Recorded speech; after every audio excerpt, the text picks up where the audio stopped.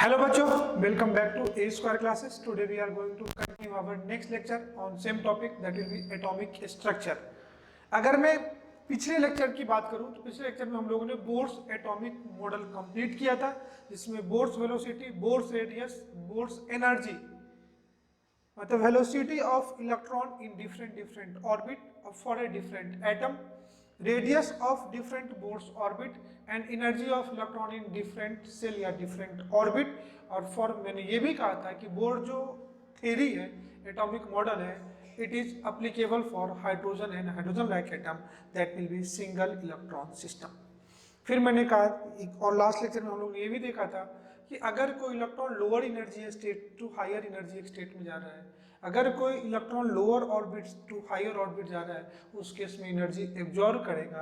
अगर कोई electron higher to lower आएगा, इस केस में एनर्जी क्या करेगा, रिलीज करेगा। फिर लास्ट में हम लोगों ने देखा था कि शॉर्टेस्ट एंड लॉन्गेस्ट वेवलेंथ कब होगा, किस ट्रांजिशन में एनर्जी ज्यादा होगी और किस ट्रांजिशन में एनर्जी क्या होगी, कम होगी। तो फॉर मैक्सिमम एनर्जी की बात करूं तो मैंने कहा था गिवन 4 ऑप्शन में से N1 जिसका छोटा होगा वही आंसर होगा, और वैसे 2 ऑप्शन जिसमें N1 एक जैसे छोटे हो और एक जैसे, तो N1 छोटा हो N2 बड़ा हो, मैक्सिमम एनर्जी होगा, एनर्जी मैक्सिमम होगा, और उस केस में जो लैम्डा है वो मिनिमम होगा, जिसको शॉर्टेस्ट वेवलेंथ बोलते हैं।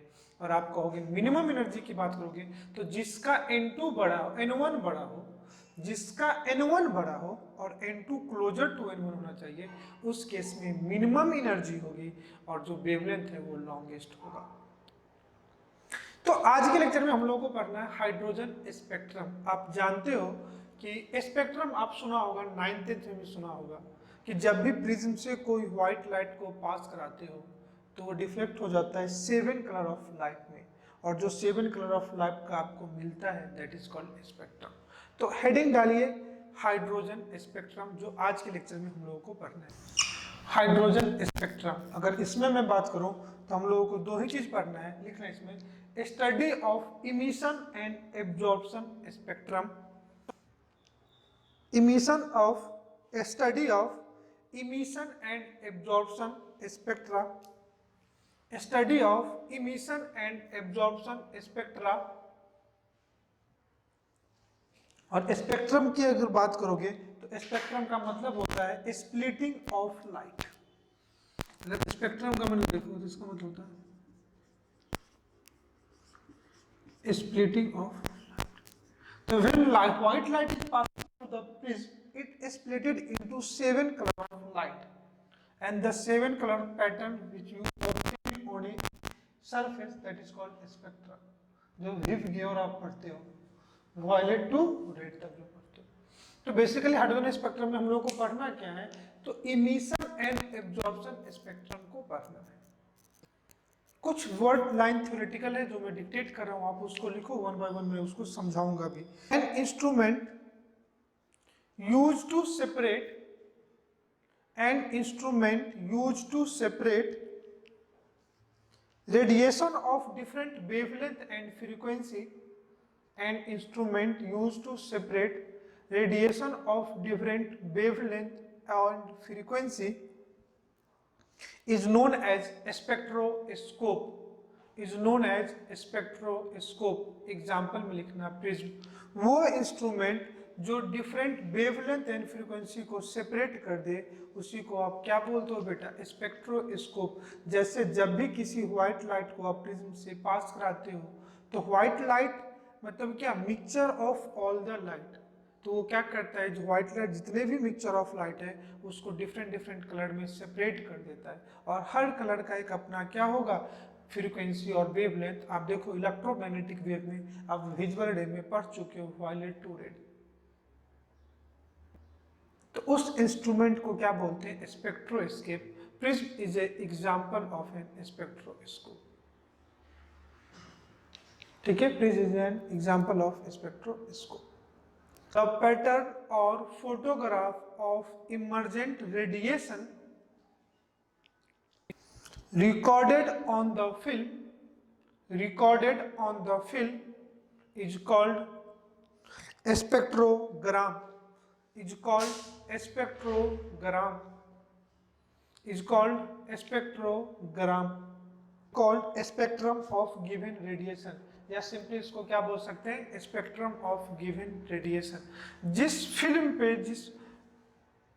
पे जब भी आप व्हाइट कलर लाइट को प्रिज्म से पास कराओगे तो उसका जब स्प्लिटिंग ऑफ लाइट होगा तो किसी पैटर्न, वो जो किसी फिल्म पे किसी सरफेस पे मिलेगा ना, उस सरफेस को क्या बोलते हैं, spectrogram. The branch of science which deals with the branch of science which deal with is called spectroscopy. The branch of science which deals with a spectrum is called spectroscopy. तो अब आइए हम लोग देखते हैं कि जो टाइप ऑफ स्पेक्ट्रम है वो कितने टाइप के होते हैं और जो हम लोगों को पढ़ना है। ठीक है, तो हेडिंग डालिए type of spectrum. Type of spectrum, अगर मैं स्पेक्ट्रम की बात करूं तो ये टू टाइप्स का होता है। टू टाइप्स, दो टाइप्स किस किस के बेसिस पे होगा, तो एक on the basis of nature, दूसरा on the basis of origin. तो जो पहला होगा वो बेस्ड ऑन नेचर और दूसरा जो होगा वो बेस्ड ऑन ओरिजिन। नेचर की बात करूं तो फिर दो टाइप के हो सकते हैं, एक को बोलेंगे कंटिन्यूअस, दूसरे को बोलेंगे डिस्क्रीट मतलब डिसकंटिन्यूअस। और अगर ओरिजिन की बात करूं तो एक को बोलते हैं इमिशन स्पेक्ट्रा, दूसरे को बोलते हैं एब्जॉर्प्शन स्पेक्ट्रा। तो बेसिकली हम लोग हाइड्रोजन स्पेक्ट्रम को पढ़ रहे हैं। हाइड्रोजन स्पेक्ट्रम में अगर इसकी बात करूं तो दो टाइप्स के होते हैं। On the basis of nature दो टाइप के होंगे, कौन सा, एक कंटिन्यूअस, दूसरा बोलते हैं डिस्क्रीट। और on the basis of nature की बात करूं तो ये फिर दो टाइप के होंगे, एक को बोलेंगे एब्जॉर्प्शन, दूसरे को बोलते हैं इमिशन। तो वन बाय वन मैं लिख देता हूं, आप देखो। तो on the basis of nature continuous spectrum और डिस्क्रीट या discontinuous spectrum. On the basis of origin absorption और दूसरा क्या होगा, इमिशन। और डिस्क्रीट की बात करूं तो ये भी दो टाइप का होगा, एक को बोलते हैं लाइन स्पेक्ट्रम और दूसरे को क्या बोलते हैं, बैंड स्पेक्ट्रम। जो लाइन स्पेक्ट्रम होंगे ये एटॉमिक स्पेक्ट्रम होंगे, एग्जाम्पल होगा एटॉमिक स्पेक्ट्रम। और जो बैंड स्पेक्ट्रम होंगे इसके एग्जाम्पल होंगे मॉलिक्यूलर स्पेक्ट्रम।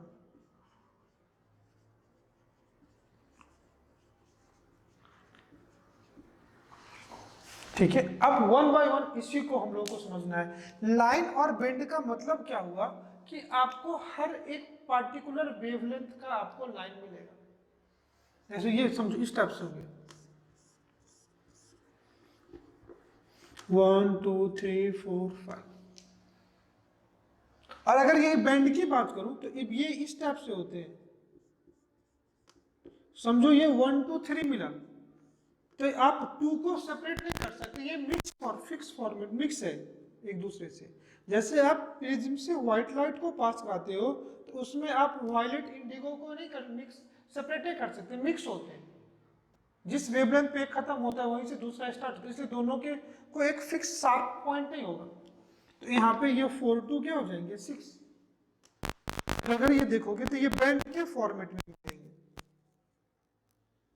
ये 7 to 10 इस टाइप से मिलेंगे। तो जितने भी एटॉमिक स्पेक्ट्रम होंगे दे आर लाइन स्पेक्ट्रम और जितने भी मॉलिक्यूलर स्पेक्ट्रम होंगे दे आर बैंड स्पेक्ट्रम। हम लोग को वन बाय वन इसी में से स्टार्ट करना है। ठीक है, तो कंटिन्यूअस और डिसकंटिन्यूअस का मतलब ही हुआ कि जैसे प्रिज्म से आप व्हाइट लाइट को पास कराओगे बेटा तो वो 7 कलर में क्या होते हैं, स्प्लिट हो जाते हैं। That 7 colour is your Indigo, blue, green, yellow, orange and red. इसमें कोई ऐसा नहीं होता है कि कोई पैटर्न होता है या कोई सब दोनों के किसी भी दो कलर के बीच में वायलेट और इंडिगो के बीच में कोई सेपरेशन होगा, कोई सेपरेशन नहीं होता है। ये जितने भी 7 कलर के लाइट आपको ये से पास होकर के मिलते हैं जिस फिल्म पे, वो 7 कलर एक दूसरे से मिक्स होते हैं। समझ में आया? इसलिए इसको क्या बोलते हैं, स्पेक्ट्रम। तो ये कंटिन्यूअस स्पेक्ट्रम। डिसकंटिन्यूअस कब होते हैं, जब किसी भी दो पार्टिकुलर वेवलेंथ के बीच में किसी भी दो पैटर्न के बीच में अगर आपको गैप मिले, मतलब उस कलर का कोई लाइट ना मिले, उसी को क्या बोलेंगे, डिसकंटिन्यूअस। अगर समझो विबग्योर में से अगर ग्रीन गायब हो जाए किसी भी रीजन से, किसी भी तरह से ग्रीन गायब हो जाए, तो ये फिर क्या होगा, ग्रीन का जो वेवलेंथ है वो नहीं मिलेगा, तो फिर आपको येलो टू रेड मिलेगा एंड वायलेट टू ब्लू मिलेगा, तब ये क्या हो गया, डिसकंटिन्यूअस। और हर एक पर्टिकुलर वेवलेंथ आपको सेपरेटली मिले तो उसको बोलेंगे लाइन, और अगर एक मिक्स के फॉर्म में कुछ मिले तो उसको क्या बोलेंगे, बैंड स्पेक्ट्रम। समझ में है? तो हम लोग उसमें वन बाय वन करेंगे। तो बेस्ड ऑन अगर ओरिजिन की बात करूं तो हम लोग को मिलेगा एक एब्जॉर्प्शन स्पेक्ट्रम, दूसरे को बोलेंगे इमिशन स्पेक्ट्रम। एब्जॉर्प्शन और इमिशन में क्या डिफरेंस है, आप ध्यान से समझना कि अगर कोई, जैसे ये ट्यूबलाइट बल्ब से जो सोर्स है, कोई भी सोर्स ऑफ लाइट है, ये क्या कर रहा है, लाइट इमिट कर रहा है। तो अगर ये व्हाइट कलर आपको मिला है तो व्हाइट कलर जैसा कुछ नहीं है। आप देखो ना, अगर ये ब्लैक बोर्ड का कलर आपको व्हाइट दिख रहा है, दैट मींस व्हाइट जैसा तो कोई कलर ही नहीं होता, मतलब कोई कलर ही नहीं है। अगर आप इस पे ब्लू लिखो तो ब्लू दिखेगा, ब्लैक लिखो ब्लैक लिखोगा। समझ में? तो इस ट्यूबलाइट या बल्ब से जो लाइट मिल रहा है इसको क्या बोलते हैं, इमिशन, क्योंकि ये लाइट इमिट कर रहा है। लेकिन जब जिस केस में कोई बॉडी अगर लाइट एब्जॉर्ब कर रहा होता है तो उस केस में जो स्पेक्ट्रम बनेंगे उसको बोलते हैं एब्जॉर्प्शन स्पेक्ट्रम, और in case of bulb, tubelight, sun, इस सब की क्या मिलेगा, इमिशन स्पेक्ट्रम। आइए वन बाय वन इसी को हम लोग पढ़ते हैं। आप इसको पहले लिख लो। टाइप ऑफ स्पेक्ट्रम दो टाइप के होते हैं on the basis of nature, एक को कंटिन्यूअस दूसरे को discontinuous. On the basis of origin एक को एब्जॉर्प्शन स्पेक्ट्रा दूसरे को इमिशन स्पेक्ट्रम। लिखना, एक को एब्जॉर्प्शन स्पेक्ट्रम और दूसरे को बोलते हैं इमिशन स्पेक्ट्रम। ठीक है, तो आइए वन बाय वन हम इसको पढ़ते हैं, फिर हम लोग देखते हैं, समझते चलेंगे। यहां तक तो आई होप समझ में आया होगा कि स्पेक्ट्रम क्या है, स्प्लिटिंग ऑफ लाइट है। स्पेक्ट्रम क्या है, स्प्लिटिंग ऑफ लाइट। वो जो इंस्ट्रूमेंट जो लाइट को स्प्लिट कराता है उसको क्या बोलते हैं, स्पेक्ट्रोस्कोप। द पैटर्न और फोटोग्राफ इमर्जेस, द पैटर्न और photograph of emerge radiation recorded on A film. जिस फिल्म और स्क्रीन पे आपको वो स्पेक्ट्रम मिलता है उसी को क्या बोलते हैं, स्पेक्ट्रोग्राम या स्पेक्ट्रम ऑफ गिवन रेडिएशन। और जो ब्रांच साइंस का वो ब्रांच जो इसको स्टडी करता है उसको क्या बोलते हैं, स्पेक्ट्रोस्कोपी। तो आइए हेडिंग डालिए, emission spectrum. Emission spectra, emission spectra, इसमें लिखना, when radiation emitted from some source, when any radiation emitted from some source like sun, bulb, passing electric discharge through a gas at low pressure, or passing electric discharge of gas through low pressure, or heating of object at high temperature, heating of object at high temperature, etc. is directly through the prism, etc. is directly through the prism, the received on the photographic plate, and the spectrum received on the photographic plate, and the spectrum received at photographic plate is called emission spectra, is called emission spectra। Simple मैं क्या कह रहा हूं कि अगर कोई भी radiation हो रहा है, कोई भी रेडिएशन इमिट हो रहा है, क्या क्या सोर्स हो सकता है, तो मैंने कुछ एग्जांपल दिया, सन हो सकता है, बल्ब हो सकता है, या तो इलेक्ट्रिक डिस्चार्ज कराओ किसी भी गैस में at low pressure, discharge tube की बात कर रहे हैं, या किसी ऑब्जेक्ट को हीट कर दो हाई टेम्परेचर पे, तो भी वो क्या करेगा, एनर्जी लॉस करेगा, लाइट इमिट करेगा। इन सब किसी भी सोर्स से जो लाइट इमिट हो रहा है, अगर आप उसको प्रिज्म से पास कराते हो, उस केस में जो स्पेक्ट्रम फोटोग्राफिक प्लेट पे ऑब्टेन्ड होगा उसी को क्या बोलोगे बेटा, इमिशन स्पेक्ट्रा। मतलब spectrum obtained due to emission of radiation, that is called emission spectra. Okay, अब इमिशन जो स्पेक्ट्रा है, on the basis of their nature, on the basis of their nature, फिर हो सकते हैं या तो कंटिन्यूअस हो सकते हैं, दूसरा कंटिन्यूअस हो सकते हैं। तो सेकंड हेडिंग डालना इसी में, इमिशन स्पेक्ट्रा में फर्स्ट हेडिंग डालना कंटिन्यूअस। अब जानते हो कंटिन्यूअस मतलब क्या, कि कोई भी दो लाइट आपको कलर ऑफ लाइट आपको सेपरेटेड नहीं मिलेगा, वो हमेशा मिक्स फॉर्म में मिलेंगे। इसी को क्या बोलेंगे, कंटिन्यूअस स्पेक्ट्रम। आप लिख लेना इसमें कुछ पॉइंट, ठीक ना। When white light from any source, when white light from any source such as sun, bulb or any hot glowing body or any hot glowing body or any hot glowing body is analyzed by passing through prism, it observed that it split into 7 color of light. It observed that it split into 7 color of light. Bracket लिख लेना, violet to red are so continuous, so each of them are emerges into other. So each of them are emerges into other. Hence the spectrum is called as continuous spectra. Hence the spectrum is called as continuous spectra. Simple कह रहा है कि किसी भी white emitted source से अगर जो light मिल रहा है, कोई भी इस व्हाइट लाइट को, ये आपका क्या है, व्हाइट लाइट है बेटा, अगर इसको आप पास करा दो प्रिज्म से, किससे पास करा दोगे, तो किसी भी व्हाइट लाइट को अगर आप प्रिज्म से पास कराओगे, इस केस में ये स्प्लिट कर जाएगा 7 कलर ऑफ लाइट में। आप जानते हो कि जिस लाइट का वेवलेंथ ज़्यादा उसमें डेविएशन कम होगा, और सबसे ज़्यादा वेवलेंथ रेड का होता है, इसलिए उसमें डेविएशन कम होता है। That's why red colour is used in signal. कभी भी कोई हाइटेड बिल्डिंग हो, टावर हो, एरोप्लेन हो, आपको हमेशा सिग्नल रेड कलर का है, क्योंकि वो आपको उसमें डेविएशन कम होगा और दूर से दिखाई देगा। इसलिए देखो जो लेस डेविएटेड है, मैंने रेड ऊपर बनाया है, वायलेट नीचे। दूसरे में ऐसे मर्ज, वन लाइट वन कलर दूसरे में मर्ज होते हैं, ये एक दूसरे से सेपरेटेड नहीं होते, इसलिए इसको क्या बोलते हैं, कंटिन्यूअस स्पेक्ट्रा। ये जो कंटिन्यूअस स्पेक्ट्रा है ये इमिशन का, इसलिए हम लोग बोलेंगे इमिशन कंटिन्यूअस स्पेक्ट्रम। अगर ये एब्जॉर्प्शन का होगा तो इसको क्या बोलेंगे, एब्जॉर्प्शन कंटिन्यूअस स्पेक्ट्रम। और किसी भी लाइट का, किसी भी मटेरियल का जो इमिशन का ग्राफ होगा वही एब्जॉर्प्शन का होगा, दोनों को अलग नहीं कर सकते। इतना तो समझ में आ रहा होगा आपको। लेकिन अगर मैं डिसकंटिन्यूअस की बात करूं तो फिर डिसकंटिन्यूअस दो टाइप के होंगे। अगर मैं ये तो कौन सा था, कंटिन्यूअस स्पेक्ट्रा। अगर मैं डिसकंटिन्यूअस स्पेक्ट्रा की बात करूं, ये दो टाइप के होंगे। एक को क्या बोलेंगे बेटा, बैंड स्पेक्ट्रम, दूसरे को क्या बोलेंगे, line spectrum.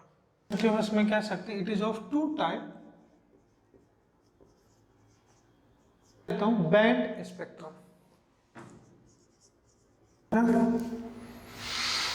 Band spectrum contain colourful continuous band. Band spectrum contains colorful continuous band separated by a dark space. Separated by a dark space. Generally, molecular spectrum are band spectrum. Generally, molecular spectrums are band spectrum. Particular colour के wavelength तो मिलेंगे,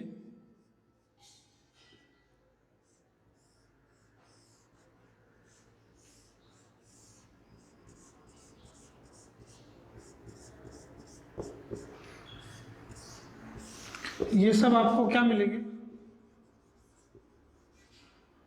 colourful band मिलेंगे। और इनके बीच में जो gap होगा, यहाँ पे कोई भी कलर आपको नहीं मिलेगा, ये डार्क कलर मिलेगा। इसी को क्या बोलेंगे, बैंड स्पेक्ट्रम। लेकिन अगर ये लाइन स्पेक्ट्रम होता, सेकेंड टाइप, अगर ये लाइन स्पेक्ट्रम होता तो हर लाइन के बीच में आपको गैप मिलेगा। बेटा लाइन स्पेक्ट्रम, मैं मिटा देता हूं इसको, आप देख लेना, line spectrum. This is ordered arrangement of lines in this spectrum ordered arrangement of line separated by dark space. In this spectrum ordered arrangement of line मतलब wavelength, ordered arrangement of lines of particular wavelength, ordered arrangement of line of particular wavelength separated by dark space. Second point, generally atomic spectrum are line spectrum, like लिख लो hydrogen spectrum, sodium spectrum, like hydrogen spectrum, sodium spectrum, उसी में से हम लोग को hydrogen spectrum पढ़ना है। सिंपल है।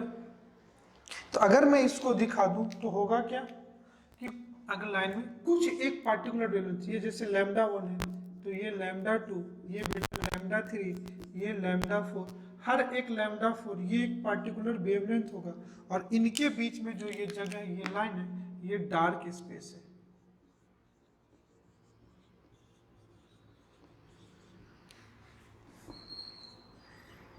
ये क्या है? Dark space. समझ में है ना? ये क्या है बेटा? Dark space. तो सिंपल अगर मैं बात करूं, बेसिकली अब तक अभी जो मैंने पढ़ा है थोड़ा सा थ्योरेटिकल पार्ट हो गया। स्पेक्ट्रम है क्या? तो स्पेक्ट्रा का मतलब होता है स्प्लिटिंग ऑफ लाइट। कभी भी प्रिज्म से किसी अगर व्हाइट लाइट को पास कराओगे, जिसको मोनोक्रोमेटिक लाइट बोलते हैं, तो वो 7 कलर ऑफ लाइट में स्प्लिट हो जाएगी। And the splitted 7 color of light that is called spectrum. Prism को स्पेक्ट्रोग्राम बोलते हैं, स्पेक्ट्रोस्कोप बोलते हैं और वो फिल्म को स्पेक्ट्रोग्राम बोलते हैं। इसी को स्पेक्ट्रम बोलते हैं कि कई सारे लाइट एक मिक्स हो और एक पैटर्न में हो ऑन इंक्रीजिंग और डिक्रीजिंग वेवलेंथ, उसी को क्या बोलते हैं? स्पेक्ट्रम। फिर मैंने कहा स्पेक्ट्रम नेचर के बेसिस पे बेटा कंटिन्यूअस भी हो सकते हैं, डिसकंटिन्यूअस भी हो सकते हैं। कंटिन्यूअस मतलब जितने भी कलर के लाइट उस स्पेक्ट्रम पे मिल रहे हैं सब एक दूसरे में मिक्स हो तो उसको कंटिन्यूअस बोलेंगे। डिसकंटिन्यूअस मतलब दो लाइट के बीच में या दो बैंड के बीच में, बैंड मतलब एक पार्टिकुलर रेंज ऑफ वेवलेंथ को बोलते हैं। अगर कोई गैप आ गया मतलब कोई कलर नहीं मिला तो उसको क्या बोलेंगे? डिसकंटिन्यूअस। ये लाइन भी हो सकता है और बैंड भी हो सकता है। फिर on the basis of origin, मैंने कहा कि अगर कोई सोर्स लाइट को इमिट कर रहा है तो उस लाइट को प्रिज्म से पास करा के जो स्पेक्ट्रम मिलेगा उसको इमिशन स्पेक्ट्रम बोलेंगे। लेकिन जब कोई अगर लाइट एब्जॉर्ब कर रहा है और उस एब्जॉर्ब लाइट के करस्पॉन्डिंग अगर आप प्रिज्म से पास कराओगे तो उससे जो मिलेगा उसको क्या बोलेंगे? Absorption spectra. पहला तो मैंने आपको पढ़ा दिया इमिशन स्पेक्ट्रा, सेकेंड हेडिंग डालो absorption spectra. Absorption spectra that is your on the basis of origin second type का स्पेक्ट्रम है। आओ पहले इसको समझ लो फिर आप देखना। अब पहले क्या था कि किसी भी स्पेक्ट्रोस्कोप से अगर आप व्हाइट कलर के लाइट को पास करा दो, दिस इज योर प्रिज्म, ये एक प्रिज्म है। पहले इसको क्या करते थे? किसी भी एक लाइट को पास कर दो,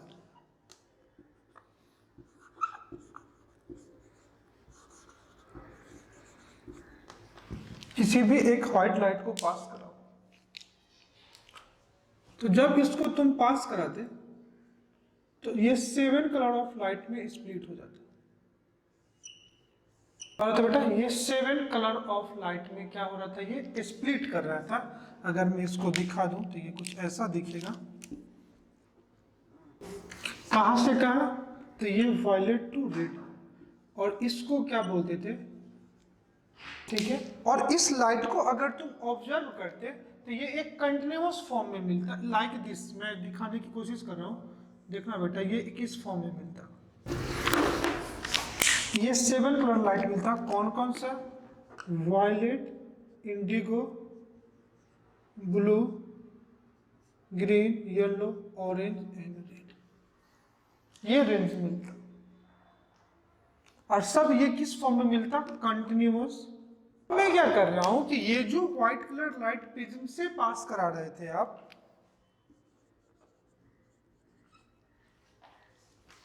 इसको मैं क्या करता हूं? आप जानते हो, देखो ना, पहले जितने भी स्ट्रीट लाइट थे, जितने भी पहले स्ट्रीट लाइट मतलब रोड पे लाइट थे, अब एलईडी लगा हुआ, पहले हेलोजन लाइट लगे हुए थे और वो येलो कलर लाइट इमिट करते थे और उसको बोलते भी थे सोडियम हेलोजन। क्यों? तो सोडियम का जो कलर है वो येलो कलर लाइट यूज करता था, इसलिए बोलते भी थे उसको सोडियम लैंप भी बोलते थे, जितने भी स्ट्रीट लाइट होते थे। आप देखना राइट में अभी भी गांव वगैरह में कई जगह पे क्या है वही लाइट लगा होता है, वो येलो कलर लाइट इमिट करता था। अब मैं क्या करता हूं इसको, आप जानते हो किसी भी कंपाउंड से पास करा देता हूं सॉल्यूशन ऑफ, इसको मैं पहले क्या करा देता हूं, इस कंपाउंड को कंपाउंड। आप जानते हो कि सोडियम येलो कलर लाइट क्या करता है, इमिट करता है। सोडियम क्या करता है बेटा, येलो कलर लाइट इमिट करता है। तो क्या यहाँ से जो येलो मिल रहा था, रेड ऑरेंज या येलो, अब ये येलो मिलेगा? तो यहाँ पे कोई येलो कलर का लाइट नहीं मिलेगा। दैट मीन्स ये जो आपको कंटिन्यूअस स्पेक्ट्रम था, इसमें ये येलो कलर ऑफ लाइट यहाँ पे डार्क बैंड मिलेगा। तो आपको मिलेगा क्या, अब मैं इसको हटा देता हूं, तो आपको मिलेगा क्या, आपको रेड और ऑरेंज मिलेगा और वायलेट टू ग्रीन मिलेगा। अब ये कंटिन्यूअस नहीं होकर के क्या हो गया, डिसकंटिन्यूअस स्पेक्ट्रम। तो पहले किसी भी एक लाइट को जब प्रिज्म से पास करा रहे थे, उससे पहले मैं किसी कंपाउंड जैसे सोडियम का लेते तो वायलेट कलर लाइट मिलता है, पोटेशियम वायलेट कलर लाइट क्या करता है, एब्जॉर्ब करता है, तो उसमें से वायलेट गायब हो जाता है। अगर मैं उसको क्या करता हूं, किसी सॉल्यूशन से पास करा देता हूं कंपाउंड की, तो वो उस कलर के लाइट को एब्जॉर्ब कर लेगा। Basically sodium yellow colour light absorb कर ले रहा है और वहां से येलो कलर गायब हो जाएगा, इसलिए इस स्पेक्ट्रम को बोलते हैं एब्जॉर्प्शन स्पेक्ट्रम। आप पहले सेंटेंस में लिख लो, आई थिंक आपको डायग्राम से समझ में होगा। एक सेंटेंस लिखना इसमें कि when a white light from any source, when a white light from any source is first passed through the solution of a compound, when white light from any source is first passed through the solution or vapor of a chemical substance or compound, then analyzed by prism, then it is observed that some dark space obtained in continuous spectrum, because some dark space obtained in continuous spectrum because radiation of certain wavelength is absorbed by that or compound, because radiation of certain wavelength is absorbed by that compound, nature of compound, depending upon the nature of compound. From above example we use sodium compound, that's why it absorbs yellow light and we get dark band at the position of yellow light, या wavelength range of yellow light, and such kind of spectrum is called as absorption spectrum. Such kind of spectrum is called as absorption spectrum. होगा ना, इसमें एक ही होगा, discontinuous. अगर atomic है तो ये लाइन होगा, मॉलिक्यूलर है तो बेंड होगा। समझ में स्पेक्ट्रम? तो हम लोग को पढ़ना क्या, ध्यान से देखो, हम लोग को पढ़ना क्या, हाइड्रोजन स्पेक्ट्रम। हम लोग को पढ़ना है क्या, हाइड्रोजन स्पेक्ट्रम किस टाइप का हो सकता है। तो एक तो एटम है तो ये लाइन होगा, लाइन और बेंड डिसकंटिन्यूअस में था, तो ये लाइन होगा, डिसकंटिन्यूअस होगा और इमिशन होगा। तो हेडिंग डालिए हाइड्रोजन स्पेक्ट्रम, जो आज का सिलेबस है हम लोग जिसको पढ़ेंगे, और लास्ट में यहीं पे हम लोग देखेंगे Rydberg equation and series line आएगा। टोटल 6 सीरीज यहाँ पे हम लोग को पढ़ने हैं, Lyman series, Balmer series, Paschen series, Brackett series, पीफर्न सीरीज एंड हम्फ्री सीरीज। तो हेडिंग डालिए हाइड्रोजन स्पेक्ट्रम। हम लोग अपने टॉपिक को, जो आज के लेक्चर में हम लोग को पढ़ना था, emission spectrum of hydrogen. Hydrogen atom है, इसलिए हम इसको बोलते हैं एटॉमिक स्पेक्ट्रम ऑफ हाइड्रोजन। हम लोग को हाइड्रोजन का इमिशन स्पेक्ट्रम पढ़ना था। एटम है तो एटॉमिक होगा, एटम का कैसा होगा, डिसकंटिन्यूअस। डिसकंटिन्यूअस में कौन सा होगा, लाइन। एक लाइन लिखना,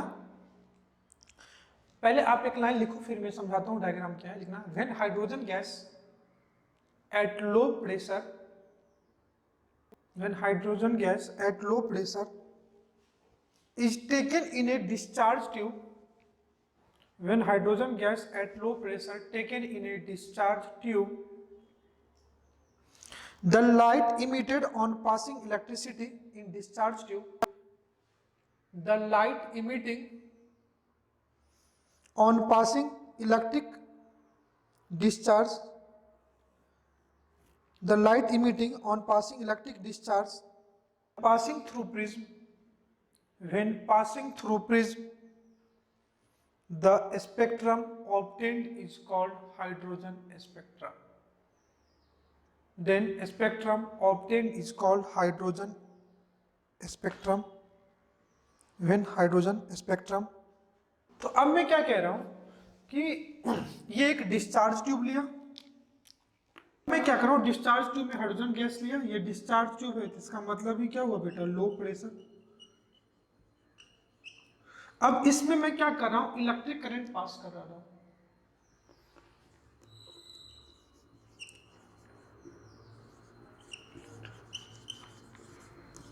एट हाई वोल्टेज, तो ये गैस डिस्चार्ज होगा तो क्या करेगा, लाइट इमिट करेगा।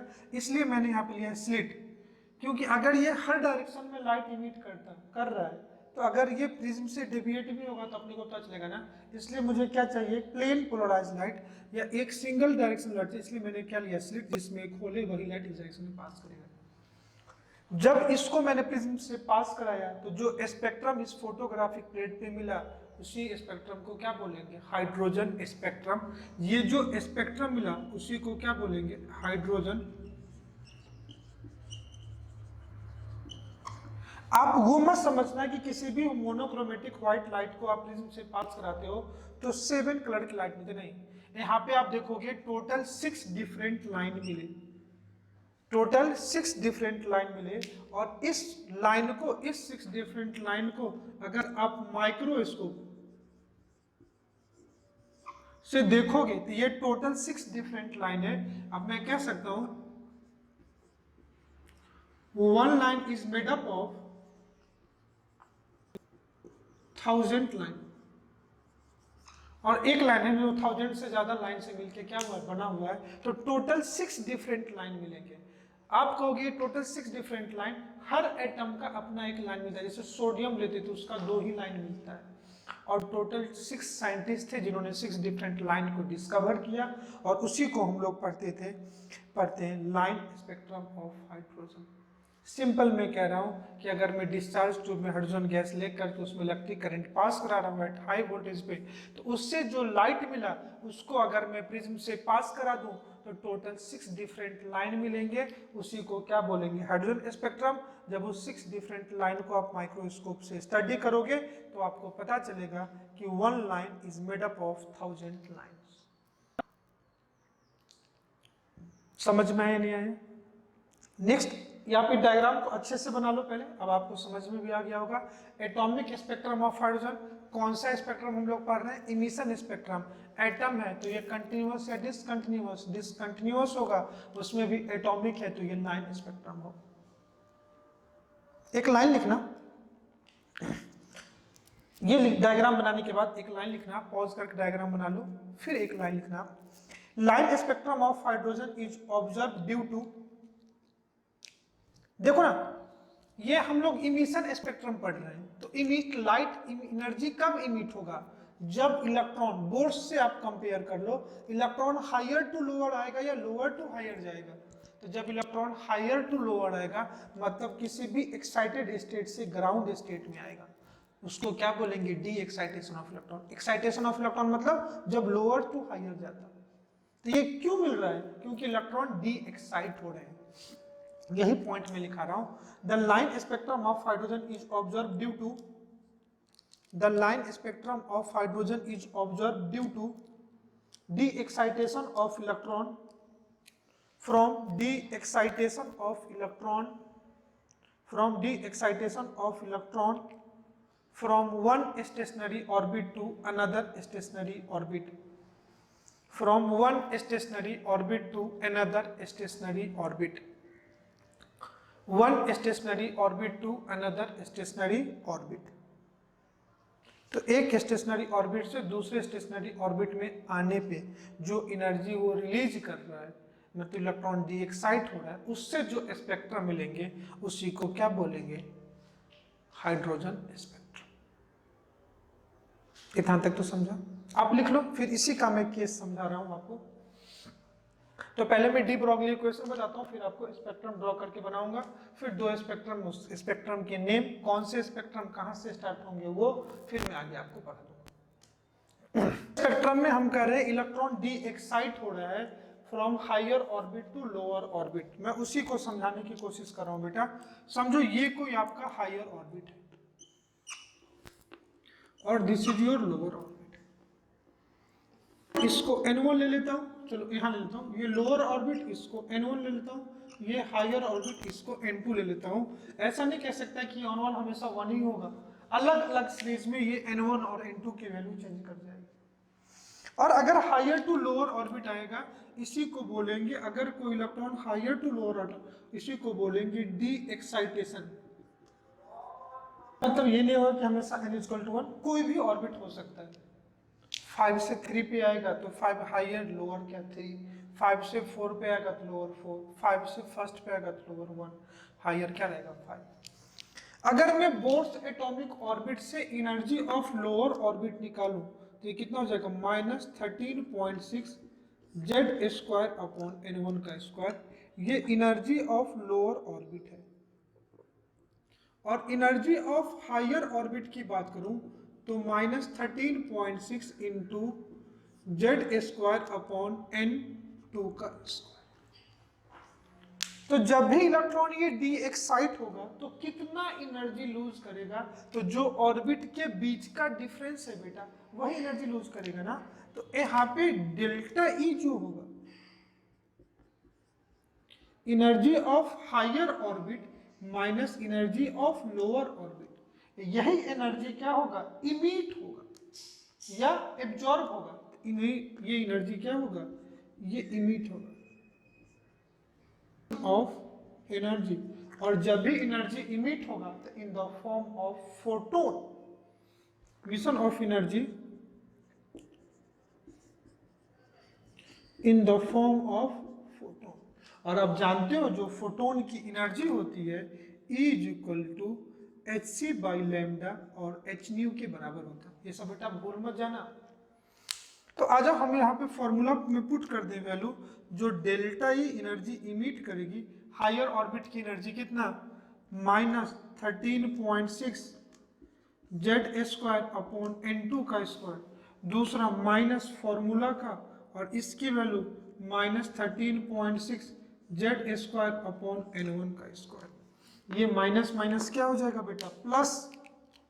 तो प्लस वाले को बाहर ले आऊं, 13.6 Z² कॉमन ले लो, तो delta E = 13.6 into Z², n1 positive में है तो 1/n1 का स्क्वायर अपॉन 1/n2 का स्क्वायर। अब मैं लिख ही चुका हूं, ये जो एनर्जी हो रहा है ये किसके फॉर्म में होगा? ये एनर्जी होगा in the form of photon. की एनर्जी होगी वो hc/λ के बराबर होगी। तो मैं कह सकता हूं hc/λ = बेटा 13.6 इंटू Z² 1/n1 का स्क्वायर माइनस 1/n2 का स्क्वायर। तो आपसे पूछे कि जब भी इलेक्ट्रॉन हायर से lower D x hydrogen spectrum का आपसे क्या पूछेगा? वेवलेंथ पूछा जा सकता है। तो यहाँ से अगर मैं वेवलेंथ की वैल्यू निकालूं, ध्यान से देखना, तो आप क्या रखो? 1/λ रखो, hc को इधर ले आओ, तो ये क्या हो जाएगा? 1/λ = 13.6 अपॉन hc 1/n1 का स्क्वायर अपॉन 1/n2 का स्क्वायर।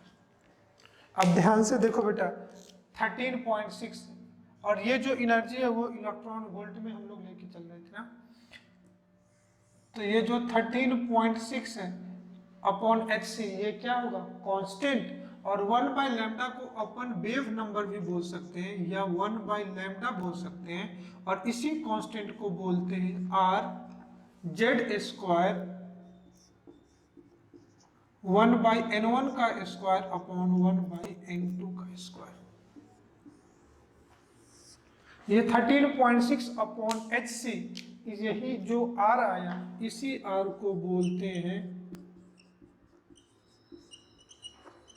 रिडबर्ग कांस्टेंट, और इसकी जो वैल्यू होती है ये 1.09768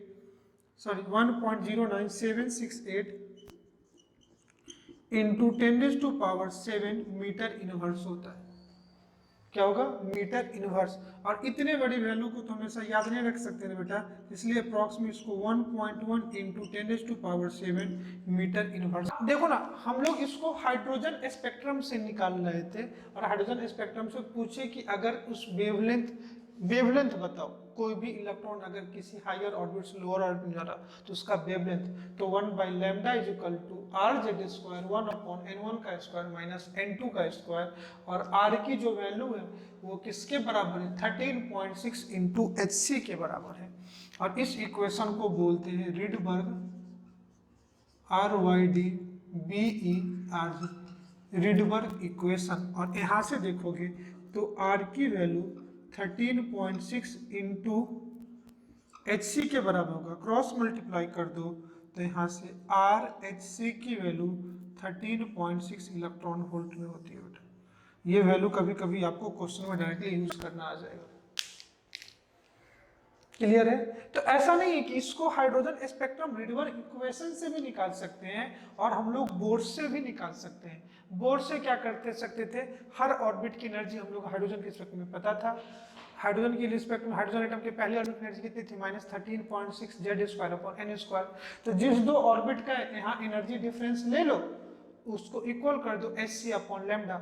इसको हम लोग बोर्स ऑर्बिट से भी निकाल सकते हैं, और डायरेक्टली किससे हाइड्रोजन स्पेक्ट्रम से डायरेक्टली रिडबर्ग इक्वेशन को पुट करके आप वेवलेंथ या वेव नंबर जो भी कुछ पूछिए निकाल सकते हो। रिडबर्ग इक्वेशन की वैल्यू कितनी होती है 1.1 10⁻⁷ मीटर इनवर्स। समझ में? तो आइए हम लोग स्पेक्ट्रम देख लें कि जब हाइड्रोजन एटम के जो हाइड्रोजन गैस के इमिशन से जो स्पेक्ट्रम मिल रहे थे, जो 6 लाइंस मिल रहे थे, और मैंने कहा था जब 6 लाइंस को आप माइक्रोस्कोप से स्टडी करोगे तो 1 लाइन 1000 से ज्यादा लाइन से मिलकर बने होते हैं। तो आइए वो 6 लाइन कौन कौन से हैं और किस लाइन को कौन से साइंटिस्ट ने डिस्कवर किया है और कौन से लाइन किस रीजन में, आइए हम लोग उसको पढ़ते हैं। ठीक है बेटा, तो आइए हेडिंग डाल दीजिए। हेडिंग तो डाला हुआ है ना, एटॉमिक स्पेक्ट्रम ऑफ हाइड्रोजन। ये रिडबर्ग इक्वेशन आप ध्यान से समझ लो, 1/λ is equal to rz square 1/n1 minus 1/n2 का स्क्वायर, और वहां पे जो लैम्डा है वो किस में आ जाएगा, मीटर में आएगा। क्लियर है? तो मैं इसको मिटा रहा हूं, आपको स्पेक्ट्रम बना के दिखाता हूं।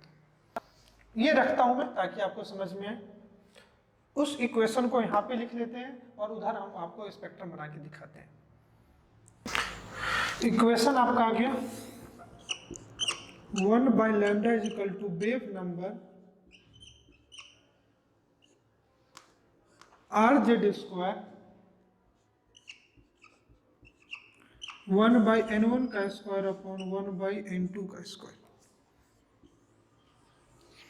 और r की जो वैल्यू है ये 1.1 इंटू 10⁻⁷, ये प्लस में बेटा, ठीक है,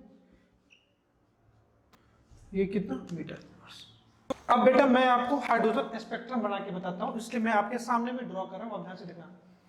टोटल मैंने ऑर्बिट लिया है, मैं आपको दिखा देता हूँ इस तरह। ये n is equal to first orbit, n is equal to 2 second orbit, n is equal to 3 third, n is equal to 4, n is equal to 5, n is equal to 6, n is equal to 7, और एक बहुत दूर n is equal to infinity ले सकता हूँ, मतलब कुछ भी हो सकता है। तो टोटल मैंने 8 ऑर्बिट बनाने की कोशिश किया है। ये first orbit, second orbit, third orbit, fourth, fifth, sixth और ये इन्फिनिटी। ऑर्बिट नंबर 1, 2, 3, 4, 5, 6, 7 और ये ऑर्बिट नंबर बहुत दूर इन्फिनिटी है। अब हम लोग हाइड्रोजन स्पेक्ट्रम पढ़ क्या रहे थे? D excitation of electron. कभी आपसे कोई पूछते excitation of electron hydrogen spectrum होगा? नहीं, क्योंकि हम लोग atomic spectrum of hydrogen, emission spectrum पढ़ रहे हैं। और इमिट में मतलब लाइट इमिट होना चाहिए, एनर्जी रिलीज होना चाहिए, और एनर्जी रिलीज तभी होगा जब हायर ऑर्बिट से लोअर ऑर्बिट में जाएगा। अब समझो, फर्स्ट ऑर्बिट पे इलेक्ट्रॉन कहां से आ सकते हैं डी एक्साइट होकर के? समझो, फर्स्ट ऑर्बिट पे कहां से आ सकते हैं? तो सेकंड से आ सकते हैं, थर्ड से आ सकते हैं, फोर्थ से आ सकते हैं, मतलब वन के अलावा किसी पे आ सकते हैं। तो पहला जो एक लाइन मिला जिसपे सारे इलेक्ट्रॉन डी एक्साइट होकर के कहाँ रहते? फर्स्ट ऑर्बिट पे आ रहे थे। अब मैं बना करके दिखाता हूँ।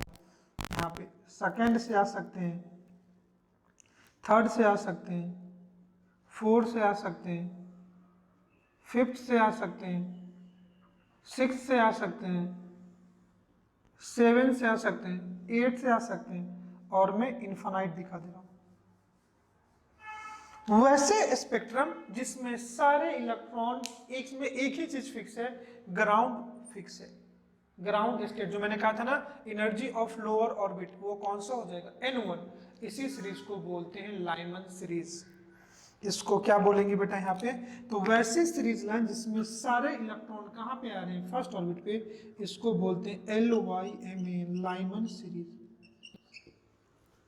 तो पहला लाइन क्या मिला? लाइमन सीरीज, जिसको लाइमन साइंटिस्ट थे उन्होंने डिस्कवर किया।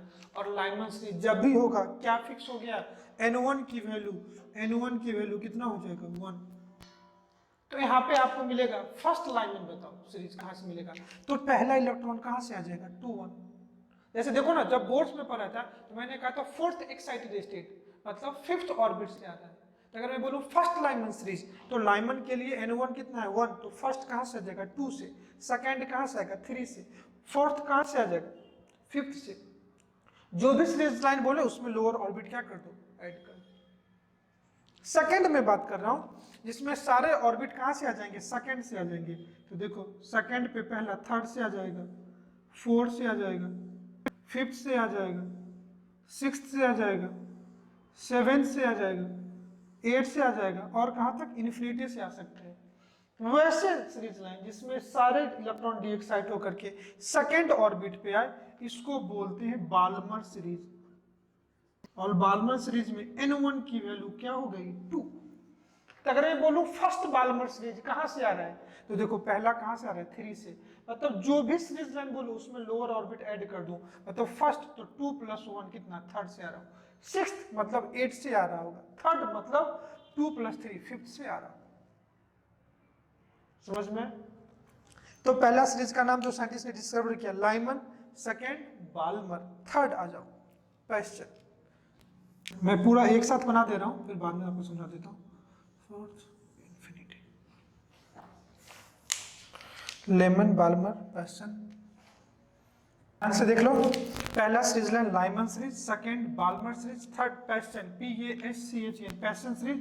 तो इसके लिए N1 की वैल्यू कितनी हो जाएगी बेटा? 3। देन ब्रैकेट N1 की वैल्यू कितनी हो जाएगी? 4। देन P फंड, तो N1 की वैल्यू कितनी हो जाएगी? 5th। एंड हम्फ्री, N1 की वैल्यू कितनी हो जाएगी? 6th। तो मैं बोलूं फर्स्ट हम्फ्री सीरीज कहां से आ रहा होगा? तो 7 से आ जाएगा। लास्ट हम्फ्री सीरीज कहां से आ जाएगा? इन्फिनिटी। लास्ट तो सबका इन्फिनिटी से आ जाएगा। अगर पैशन की बात करूं, फर्स्ट सीरीज पैशन सीरीज कहां से आ जाएगा? 4th से। सेकंड पैशन सीरीज कहां से आएगा? 5th से। तो जो भी सीरीज लाइन जिस सीरीज के लिए बोले, आप क्या करो, उसमें उसका N1 लोअर वैल्यू ऐड कर दो। बाल्मर का सेकंड 4th से आ जाएगा, पैशन का सेकंड 5th से आ जाएगा, ब्रैकेट का सेकंड 6th से। जिसमें सबसे इंपॉर्टेंट बेटा आपको बाल्मर सीरीज ही पढ़ने। क्यों? तो जितने भी लेमन सीरीज होंगे ये अल्ट्रा वायलेट यूवी रीजन के होंगे। जितने भी पैशन से लेकर के हम्फ्री तक के होंगे ये सारे सीरीज लाइन IR रीजन के होंगे, इंफ्रारेड रीजन के। और जो बाल्मर सीरीज लाइन होंगे बेटा ये आपको विजुअल रीजन के होंगे। तो कभी भी सीरीज लाइन पे आपको जब प्रॉब्लम मिलेंगे तो मेजोरिटी ऑफ टाइम आपको बाल्मर से मिलेंगे, क्योंकि विजुअल रीजन के होते हैं। तो अब जो हम लोगों ने ये पढ़ा था, जो हम लोग लोअर ऑर्बिट पढ़े हुए थे, पहले आप सीरीज लाइन अच्छे से बना लो, फिर इस डायग्राम को देखो। अब इसमें आपको रिडबर्ग इक्वेशन लगाने के लिए आपको n1 और n2 की वैल्यू पता होनी चाहिए।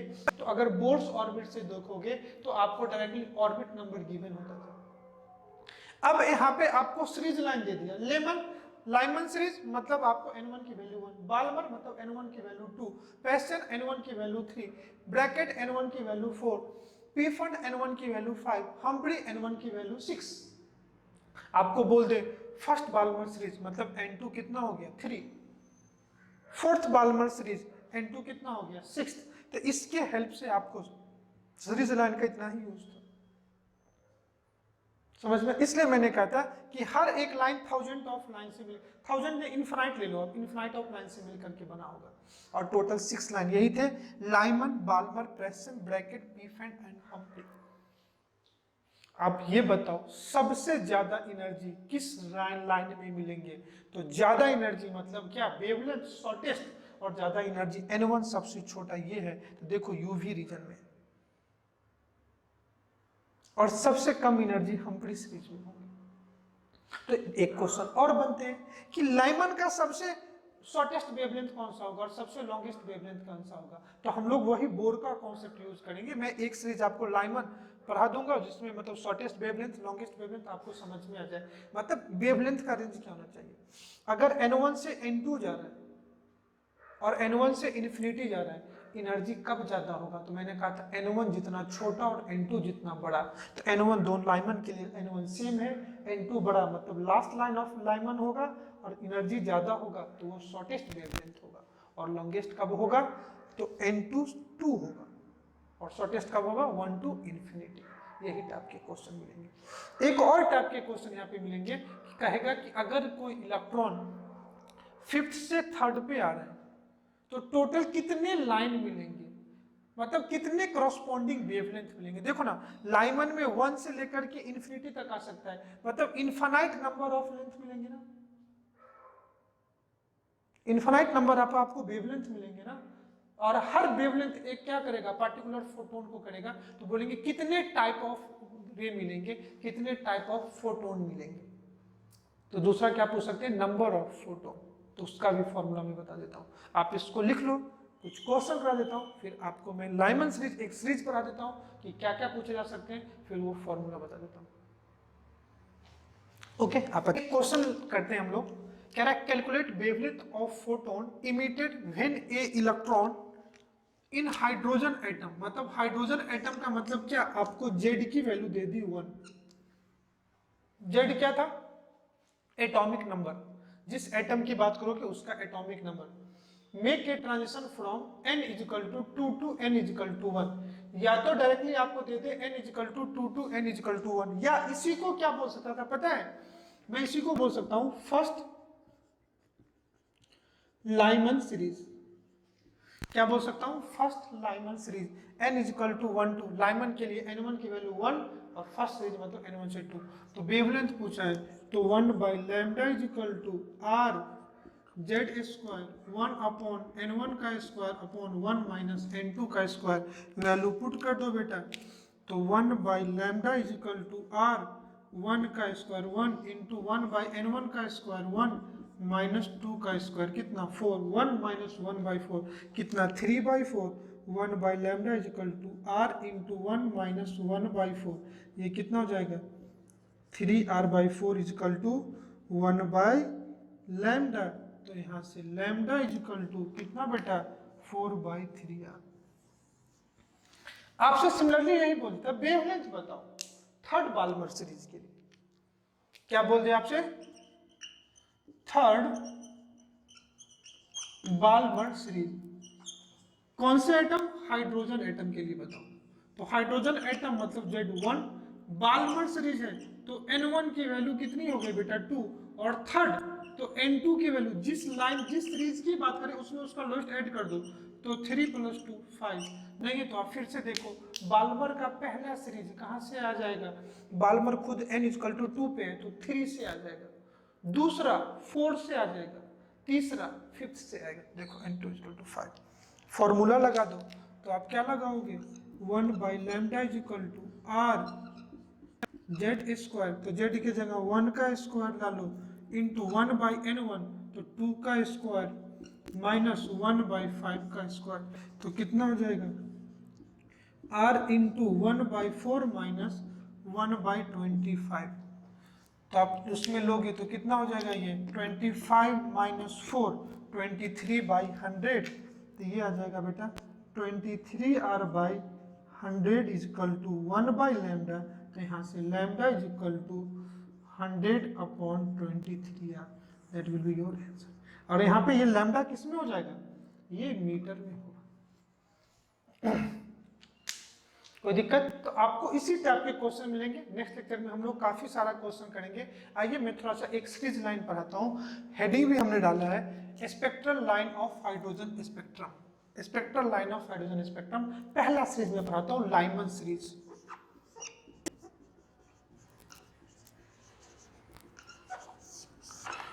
अब एक सीरीज आराम से पढ़ लो, आपको सब कुछ अच्छे से समझ में होगा।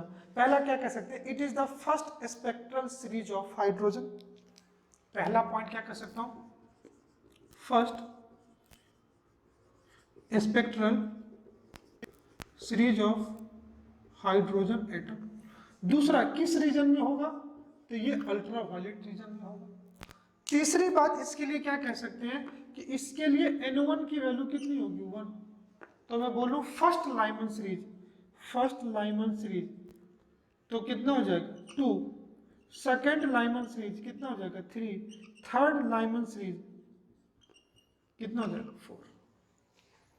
इतना तो समझ में आ रहा होगा। तो अगर समझो लास्ट लाइमन सीरीज की बात करूं, लास्ट लाइमन सीरीज तो कितना हो जाएगा इन्फिनिटी, तो इलेक्ट्रॉन कहां से आएगा, इसको मिटा दे रहा हूं बेटा, इन्फिनिटी टू फर्स्ट पे आएगा, इलेक्ट्रॉन कहां पे आएगा इन्फिनिटी टू फर्स्ट पे आ जाएगा। तो दो मैं सीरीज लेता हूं, एक फर्स्ट और एक लास्ट। तो अगर फर्स्ट एंड लास्ट की बात करोगे मतलब N1 = 1 पे आ रहा है कहाँ, N2 = 2, दूसरा N1 = 1 पे आ रहा है, N2 = इन्फिनिटी। ध्यान से देखना दोनों में डिफरेंस क्या है बेटा। इस केस में अगर बात करें तो यहाँ पे लोएस्ट एनर्जी होगा तो लैम्डा कितना होगा हाईएस्ट, और इस केस में बात करोगे तो हाईएस्ट एनर्जी होगा, हाईएस्ट एनर्जी होगा, एनर्जी हाईएस्ट, तो इस केस में लैम्डा क्या होगा शॉर्टेस्ट। और इस शॉर्टेस्ट लैम्डा की अगर मैं वैल्यू निकालूं, देखो यहां से निकालने की कोशिश करूं 1/λ = जिस एटम के लिए बात करूं तो Rz², हाइड्रोजन एटम लेना तो z की वैल्यू 1 ले लेते हैं, अपॉन N1 का स्क्वायर 1/1 का स्क्वायर माइनस 1/∞, 1/∞ 0, तो सीधा सीधा आ जाएगा 1/λ = तो यहाँ पे जो लैम्डा शॉर्टेस्ट है मिनिमम है ये 1/r के बराबर हो जाएगा। लेकिन इस केस में अगर निकालोगे तो यहाँ पे लैम्डा की वैल्यू जो अगर निकालोगे तो 1/λ = कितना r, 1/n1 का स्क्वायर अपॉन n2, 1 - 1/4 कितना 3/4, 3r/4, तो ये कितना हो जाएगा 4/3r। अब ध्यान से देख लो 4/3 की वैल्यू 1 से ग्रेटर होगी ना तो 1 point something upon r, 1/r।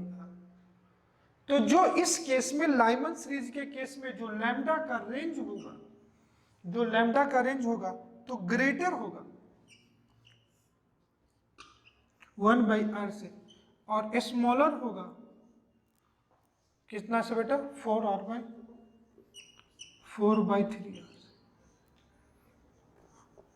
4/3r से, हमेशा लैम्डा इसी रेंज में होगा। तो आपसे इस सब टाइप के अगर क्वेश्चन पूछे जाए तो हम किसमें बोर्स एटॉमिक मॉडल में पढ़ चुके हैं, आप वहां से निकाल सकते हो, कोई दिक्कत। तो आप लिख लो इसी टाइप से आप Lyman series, Balmer series, Paschen series, Brackett, Pfund and Humphrey के लिए पूछ सकते हो। तो एक लाइमन सीरीज जिसमें जितने सारी चीजें पूछे जा सकती है उतनी सारी चीज मैंने आपको एक्सप्लेन कर दी है। बाकी सीरीज आप 1 बाय 1 ऐसे होमवर्क है, आप खुद से सॉल्व करके देखना।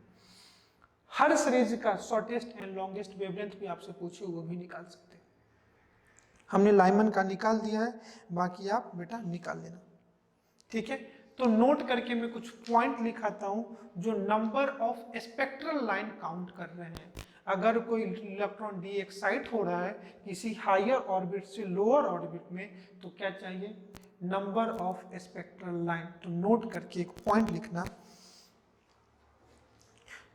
हेडिंग डालना पहले, number of spectral line in hydrogen spectrum, number of spectral line in hydrogen spectrum, number of spectral line in hydrogen spectrum. इसमें पहला पॉइंट लिखना, a electron, if an electron de excite from any higher orbit n to ground state, any higher orbit n to ground state, then number of spectral line will be equal to number of line will be equal to n into n minus 1 divided by 2, n into n minus 1 divided by 2। Clear? तो अगर किसी भी higher orbit से ground state पे आ रहा है तो फॉर्मूला ये हो जाएगा, second, if an electron de excite from any higher orbit n2 to any higher orbit n1, higher excited state n2 से n1 में आ रहा है, तो इस केस में जो डेल्टा n होगा वो कैसे निकालोगे, n2 माइनस n1। ये मैंने कहा if an electron de excite from any higher orbit n2 to n1 then number of spectral line, number of line is equal to delta n into delta n plus 1 divided by 2, where delta n n2 minus n1। Delta n की value क्या होगी, n2 minus n1। Last point, in case of isolated atom, last point third point लिखना, in case of isolated atom या single atom, if an electron make a transition, if an electron make a transition from nth state to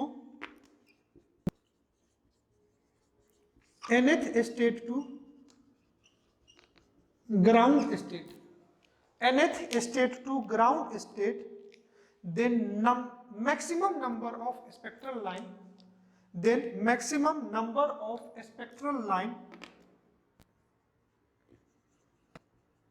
maximum number of spectral line is equal to n minus 1, is equal to n minus 1। समझ में? तो अगर किसी भी excited higher orbit से ground state पे आ रहा है तो number of spectral line is equal to n into n minus 1 divided by 2। अगर किसी एक्साइटेड हायर ऑर्बिट से लोअर ऑर्बिट में आ रहा है, मतलब समझो फिफ्थ से थर्ड पे आ रहा है, लाइक अगर समझो फिफ्थ से थर्ड पे आ रहा है, इसका एग्जांपल है, कितना आ रहा है बेटा, फिफ्थ से थर्ड पे आ रहा है, इस केस में नंबर ऑफ स्पेक्ट्रल लाइन पूछे तो डेल्टा n कितना हो जाएगा, 5 माइनस 3 कितना, 2। तो आप डाल दो 2 प्लस 1 3, 3 इंटू 6 6 डिवाइडेड बाई 2, तो number of line is equal to, number of line is equal to 2 into 2 plus 1 divided by 2, तो 3 2 जा 6, 6 by 2 कितना हो जाएगा, 3। that will be your answer। तो इस टाइप से बेटा आप निकाल सकते हो, ठीक है। तो that's all about your hydrogen spectrum. Hydrogen spectrum में आपको डी ब्रॉगली इक्वेशन बताना था, स्पेक्ट्रल बताना था और टोटल 6 सीरीज बताने थे, Lyman, Balmer, Paschen, Brackett, Pfund and Humphrey. Lyman ultraviolet में है, बाल्मर विजुअल रीजन में है एंड रेस्ट ऑल किस में है, इंफ्रारेड रीजन में। मेजॉरिटी ऑफ टाइम आपको बाल्मर से मिलेंगे। बाल्मर सीरीज के लिए n1 कितना है, 2, फर्स्ट बाल्मर थर्ड से होगा, सेकंड बाल्मर फोर्थ से होगा, थर्ड बाल्मर फिफ्थ से होगा। रीडवर इक्वेशन लगा दोगे, 1 by lambda is equal to RZ square bracket में 1 अपॉन n1 का स्क्वायर माइनस 1 अपॉन n2 का स्क्वायर, वेयर रिडवर कांस्टेंट की जो वैल्यू है 1.1 10⁻⁷ मीटर इनवर्स। आई होप आपको सब कुछ समझ में आया होगा, आप अच्छे से इसको समझ सकते हैं। स्पेक्ट्रल में आपको बता ही दिया, हम लोगों को पढ़ना कौन था, एटॉमिक स्पेक्ट्रम या emission spectrum of hydrogen.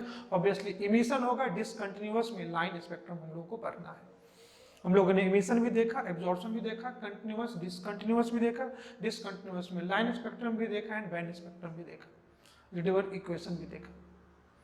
Next lecture में हम लोग डी ब्रॉगली पढ़ेंगे, ड्यूअल नेचर ऑफ लाइट। उससे पहले मैं इस पे कई सारे क्वेश्चन बताऊंगे, कुछ प्रीवियस ईयर के भी क्वेश्चन करेंगे for both JEE and NEET. तो दोनों जेई एंड नीट के प्रीवियस ईयर के क्वेश्चन करेंगे, कैसे इस कॉन्सेप्ट को यूज करते हैं, इसी टाइप के छोटे छोटे क्वेश्चन आएंगे, आप इसको आराम से कर सकते हो।